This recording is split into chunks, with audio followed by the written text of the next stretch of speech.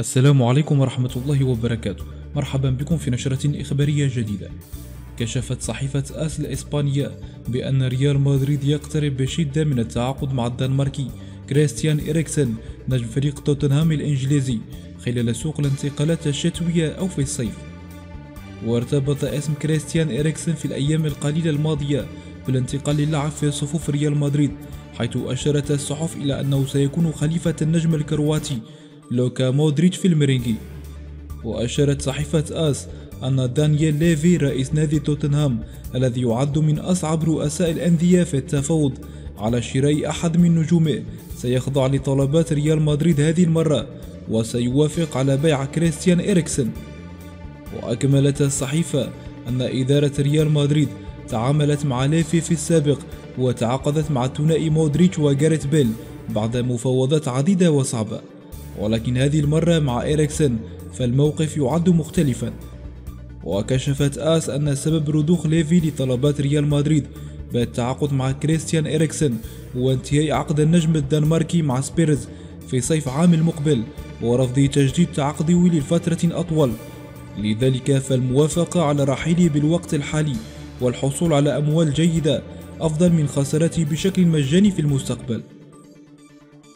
ودعمت صحيفة فكرتها بشأن اقتراب تعاقد الريال مع إريكسن من خلال تصريح ماوريسيو بوتشيتينو مدرب سبيرز الحالي عن مستقبل اللاعب، عندما قال: بالطبع كريستيان يعد لاعبا مهما في الفريق، ولكن في نهاية المطاف هناك مفاوضات وهناك أطراف عديدة في هذه المفاوضات لهم اهتمامات مختلفة.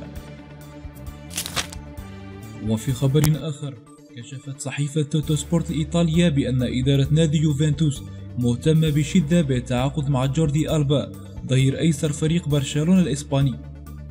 ويعد جوردي ألبا صاحب 29 عام أحد أبرز لاعبين برشلونة في المواسم السابقة منذ انضمامه للبارسا في صيف عام 2012 قادما من فريق فالنسيا الإسباني. وأشارت صحيفة توتو سبورت الإيطالية بأن يوفنتوس يخطط لخطف جوردي ألبا من فريق برشلونة، خاصة وأن الأخير لم يجدد حتى الآن عقد النجم الإسباني مع بلاوغرانا. وينتهي عقد جوردي ألبا مع فريق برشلونة في صيف عام 2020 وحتى الآن لم تتفاوض معها الإدارة حول تمديد وتحسين عقده، مما جعل اللاعب يفكر جديا في الرحيل.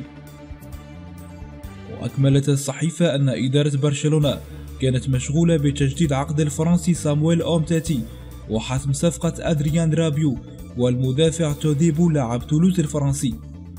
وذكر توتو سبورت أن يوفنتوس سيستغل هذا الأمر وسيتحدث مع جوردي ألبا حول إمكانية التعاقد معه براتب أعلى من الراتب الذي يتقاضاه في الوقت الحالي مع برشلونة.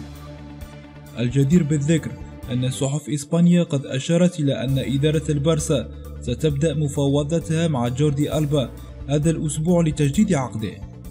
وإلى هنا نكون قد وصلنا لنهاية نشرتنا، شكرا لكم على طيب المتابعة.